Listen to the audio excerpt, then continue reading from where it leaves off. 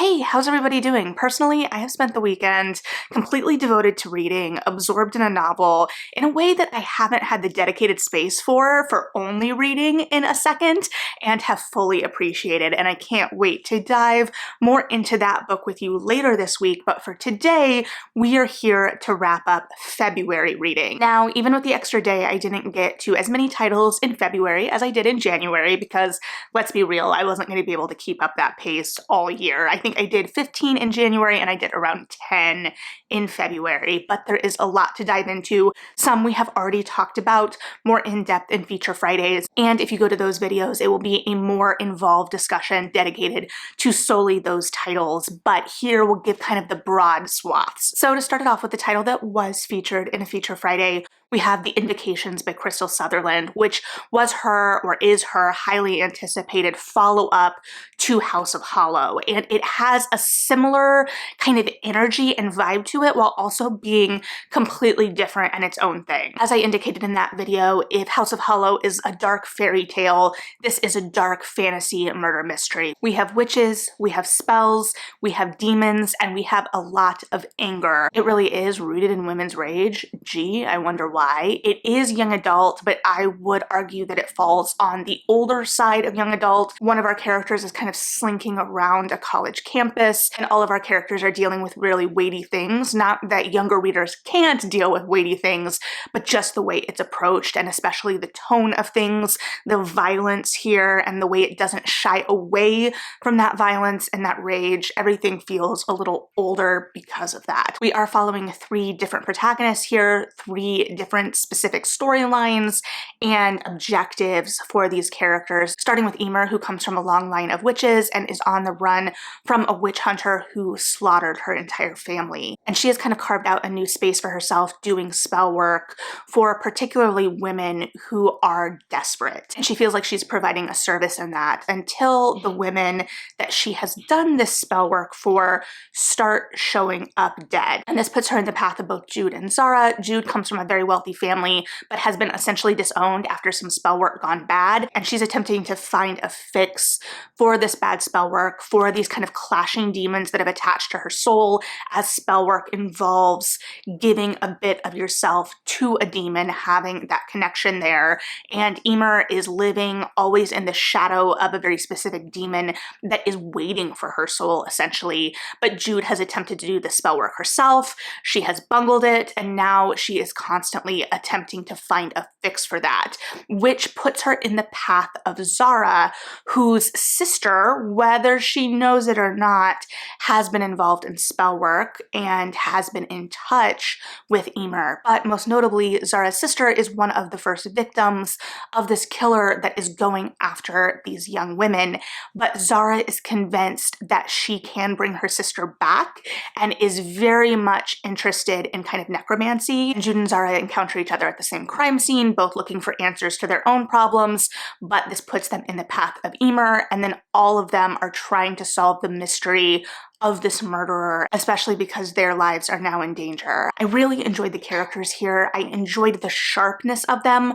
Like I said, we got to live in that anger, but also our characters had very specific goals and they weren't afraid of those, even when the pursuit of those goals could push past the bounds of reason or sometimes even sympathy, particularly with Zara's kind of one-minded focus on resurrecting her sister. It very much had a vibe of like Buffy season 6, which is a very particular taste, but it felt like it was dealing with a lot of that same grief, that idea of magic. It kind of grappled with idea of magic and magic addiction in similar ways to some extent, definitely not in the way that we get from Buffy season 6, but it lived in that darkness a little bit more. I will say I find it interesting because I expected this to be a very buzzy release, and I'm sure it has been to some extent, but I haven't seen the same reception of this one that I saw for House of Hollow yet. Maybe part of it is the cover. The House of Hollow cover is incredibly striking, but definitely something worth checking out. And again, go ahead and pop on over to that Feature Friday if you want some more insightful, articulate analysis of that book, or at least a hair more insightful and articulate. And then moving on, I read via audio and this library copy, Do Your Worst by Rosie Danan. I have read her other romances, starting with The Roommate, but this has a supernatural twist. It was very very much a paranormal, supernatural romance kind of month for me. This follows American Riley, who has gone to a Scottish castle to break a curse. But while there, after hitting it off anonymously one night, she subsequently butts heads with archaeologist Clark, who does not believe in curses. And as he is the son of a big name in archaeology and coming fresh off of a scandal, he needs this job to go well, and he does not have time to be caught up or associated with the idea of curses, and he also just believes that Riley is full of it at the end of the day. But as this is a paranormal slash supernatural romance, we know that Riley is not full of it to some degree. This is obviously an enemies to lovers romance. It has some sprinkles of the Scottish to it, though not as much history as I hoped, especially with something like a curse being dangled.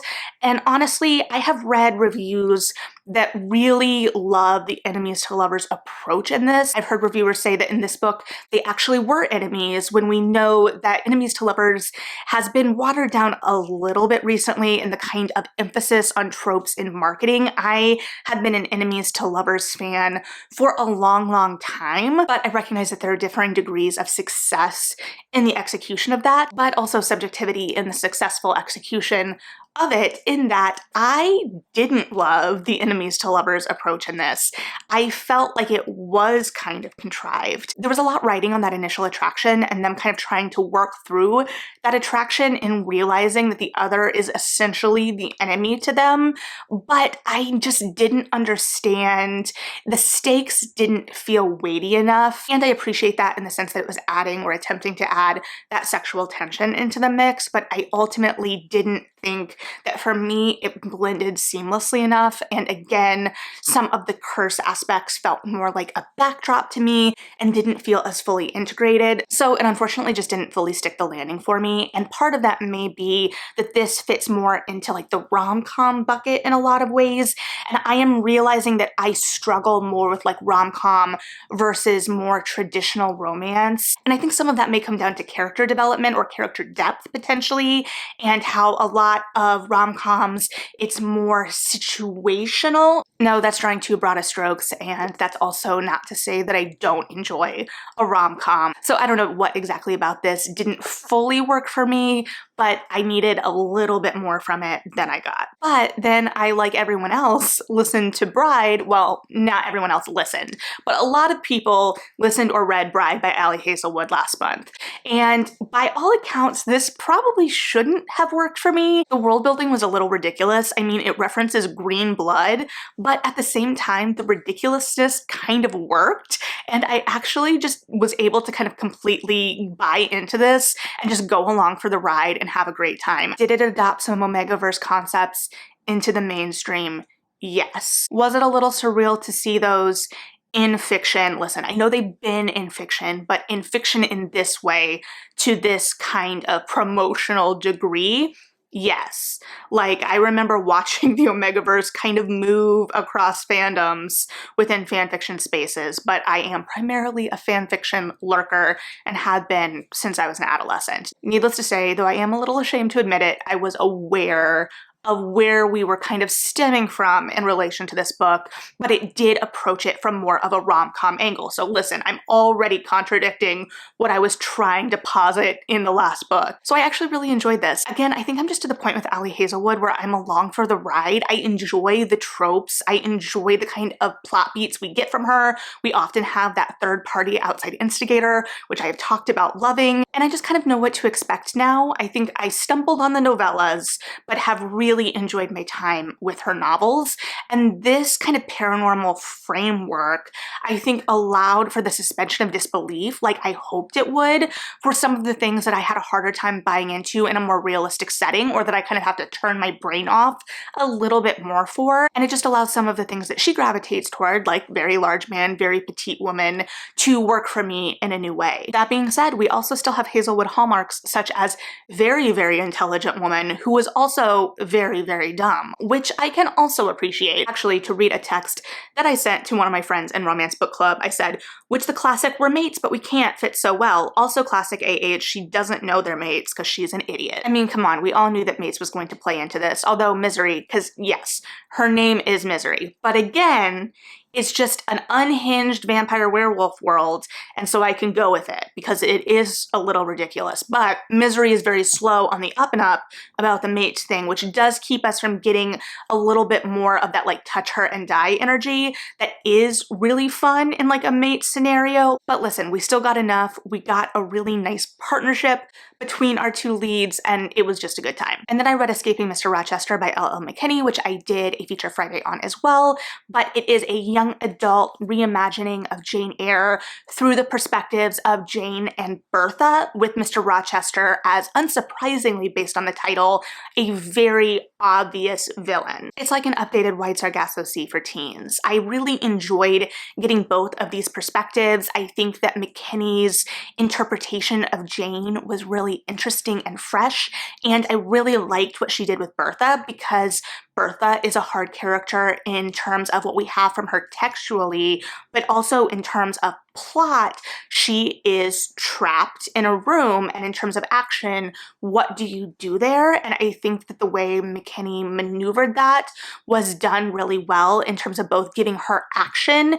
and also allowing us as readers to learn more about her and how she came to be here really seamlessly. So I really enjoyed this one, and again, like with the Invocations and like I mentioned in the Feature Friday for Escaping Mr. Rochester, this book also allows our protagonists to lean into their anger and to find power through their anger, and I think that that is a really powerful message right now especially. And I just really appreciate the kind of allowance of that anger. I know that in the Feature Friday I mention righteous anger because our characters have been done wrong in some way, but I also want to emphasize, because I don't know that I articulated it well enough there, that anger doesn't have to be righteous to be allowed. And I think that we are often afraid of some of these messier, harder emotions, and I like that we are giving teens a space to kind of engage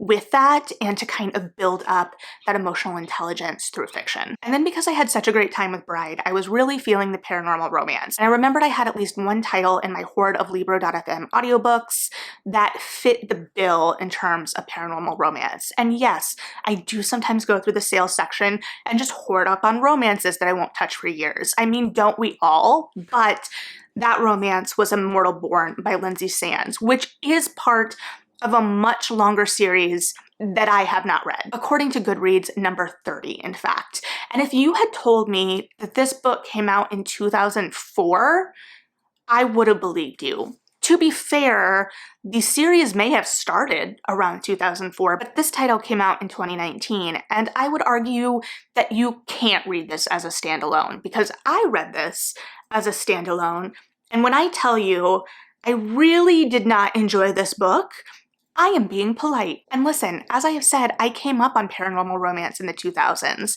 so I am perfectly primed to enjoy that.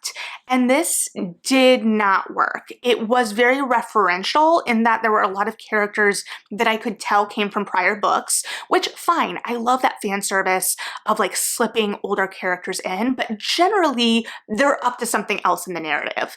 And they're kind of up to something else here, but the something else is always just like talking around the kitchen table, because we're just on the run from rogue vampires, sorry, immortals, for most of the book. And of course there is a precocious child, and of course there are mates, because it is a paranormal romance, and to be fair, that's what I went in wanting. What I wasn't so much expecting or wanting was the fact that Magnus, our immortal romantic lead, is going to find his mate. Like, there is no discovery there, there's no mystery, there's no tension. It's just, oh, you're my mate, but I can't tell you right off the bat, and oh, everyone can read your mind but your mate, and then you have to mate to protect this precocious child from the evil vampires. And also coincidentally, the evil vampires are going to be the only gay characters referenced in the book. Now, to be fair, I haven't read the rest of the series, so I don't know if there's anything there, but it all felt very flat, very contrived. There was like no tension here. There was no reason to care about these characters. Again, they were mostly just talking around kitchen tables. Information exposition was just being thrown at us. It was boring. I didn't care. I will give a point because the cover does seem to reference a specific scene in the book, but I have no reason to want to check out the rest of this series, and I'm glad I only paid like maybe $3 for it on Libro.fm on sale. But on the bright side, I actually read one of the books in my hoard of audiobooks, which does feel like a win at the end of the day. And then I read Feybound by El-Arifi, which again, we have done a full Feature Friday on, so I won't linger too long here since I have been talking more than I anticipated. But this is the first in a romantasy series. I like that the characters feel very much like adults. I like the very unique world this is set up. We are specifically following elves who discover or are taken prisoner by the Fae after being exiled from the Elven lands. There's a lot of really interesting exploration there, and the characters start out incredibly strong. I will say that the romance side of things here was a little interesting for me in that it felt a little easy to me. The kind of fantasy elements and the romance elements didn't feel as integrated as I think they could have been. Rather, the romance kind of just happened when it needed to. I think this was the most evident in Lettel, Urien's sister. Urien and Lettel are our two protagonists.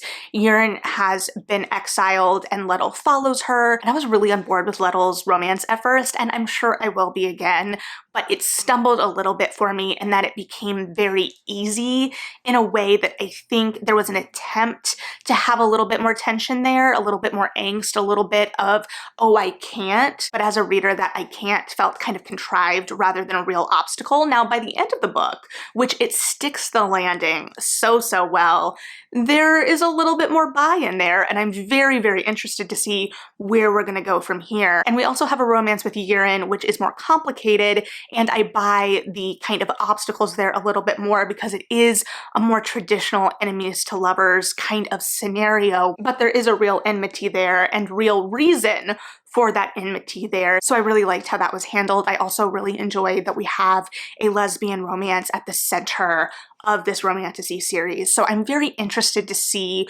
where this is going to go because again, I do love the world building here especially, and the characters do have really strong foundations. I think the way this world was introduced in terms of how we entered the world narratively was really strong, and again, I think the ending really landed. So I'm very interested to see where this series is going to go, where these characters are going to go. There were admittedly a few little bumps in the middle there for me, but nothing that ruined my experience in terms of keeping me from continuing with the series, I don't think, in any way. And then I read Cruel Seduction, which is number 5 in Katie Roberts' Dark Olympus series because I am behind on that series. This is the Aphrodite Plus book, and I was very interested to see how Aphrodite was going to be approached in this book. We are, of course, dealing with a different Aphrodite than we had in Psyche and Eros's book, and we have much more political turmoil than we had early in the series. And this is in some ways a very plot-heavy book, and there are also a lot of relationships that have to be finagled in the book. And I really applaud that ambition in terms of the storytelling, both personally and in the larger world, and I think they complement each other really well at the same time, but I do think it's kind of weighed down by that ambition in some ways too, because it doesn't feel like we have enough time to really fully develop anything. And I think Robert does a really good job at being as economical as she can be in terms of making scenes do a lot of work in terms of personal and world development, but there is just so much going on. I wish we'd had a little bit more space to engage with all of it. I will say that it picked up in the second half for me pretty significantly, but I will also say that I picked this book up and put it down a couple of times before I actually finished it this month. So it was still engaging, but it wasn't my favorite of the series by any means, though I am still intrigued to see where the series is going to go from here. And then I listened to Wordslut by Amanda Montell, partly because she has a new book coming out this year, and I loved Cultish, partly because I struck up a conversation with a stranger about it on the way out of book club last month. But it is definitely similar to Cultish in approach in terms of kind of looking at a broader swath, that kind of like sociological ideas, rather than like a real zoomed in microscopic look at the evolution of language. If you're looking for something like that, though a different angle, may I suggest 9 Nasty Words by John McCarter, which we also read for a book club. But unsurprisingly, Wordslut is looking at language through a kind of feminist angle in terms of the way language has been used against women, or women are judged for their language, which I think is a really interesting approach. I will say I was surprised because I had thought this came out earlier than 2019 for some reason in terms of its kind of approach to things, and I definitely think this is something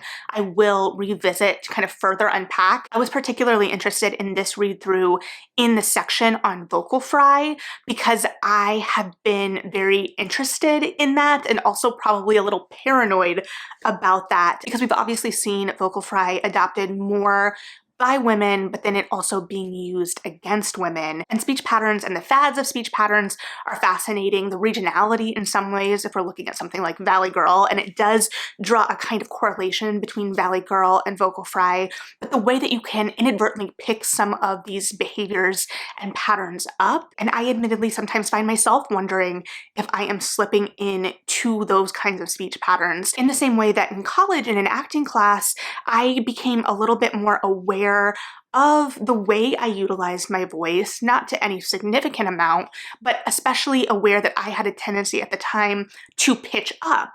And so since then, I have been very aware of that and have tried to sit more in a natural register, but it really makes you think about what your natural register even is, and you start to question a lot of those things. So I like how this book kind of made me think in that way. And then I read A Tempest of Tea by Hafsa Faizal, which we also talked about in a Feature Friday, which was a very anticipated release for me between it being another young adult series from Faizal, it having the promise of vampires, and it being comp to Six of Crows. I was very excited about this, and I had a great time during it. Faizal's language is very evocative, and I loved the kind of world she established here. I loved the cast of characters here, even if I admittedly would have liked to get to know them a little bit more deeply. And while I loved the romance and potential love triangle that was set up here, at least in one relationship, which if you watch the Feature Friday, you know I have very opinionated views on, I did sometimes feel like the romance here was again something that just was hitting the beats it felt like it had to hit rather than growing organically out of these characters. And again, to kind of reiterate some of the things I discussed in the Feature Friday, it may have been because some of these characters were holding back a little in this book, or some of the character was being held back from us in this book. And some of that was due to very specific revelations at the end of the book that I understand why that may be, but at the same time, that was part of what was contributing to that, especially because so much of this book was focused around this idea of a heist, of breaking into basically vampire HQ, which is incredibly interesting. But some of the plotting and unfurling of the heist could sometimes fall into that it's happening because it needs to happen scenario. Now, like I said, Faizal's writing helps mask a lot of this, and I am very, very interested to see where this is going to go next because, again, I did really enjoy these characters. I loved the concept and the imagery that was evoked. The book started really actively, and that momentum helped push us through some of the lulls narratively. And again, I am very interested to see where this series is going to end up, especially because if we do indeed have a triangle configuration, my instincts of reading YA for 15 plus years tell me we are going to move in one potentially angsty direction, but my adult current instincts make me want to go in the other direction. And I'm very intrigued by that and to see if there will be any payoff there. And then I read Keep Me Close by R.M. Virtues, which is another Aphrodite romance, this time focusing very specifically on Aphrodite and Hephaestus. This is the second in Virtues' Gods of Hunger series, starting with Drag Me Up, the Hades and Persephone retelling that we read last year that I absolutely loved. So I was very excited to see what we were going to get here with Aphrodite and Hephaestus. Because there's so much mythological baggage there, I was very interested to see how this was going to be executed. Did I know that I had the Aphrodite books in both of these kind of Greek romance retelling series that I am reading? Yes. Did I use the fact that I knew I had the Aphrodite books next for both series to incentivize me to finally get them read?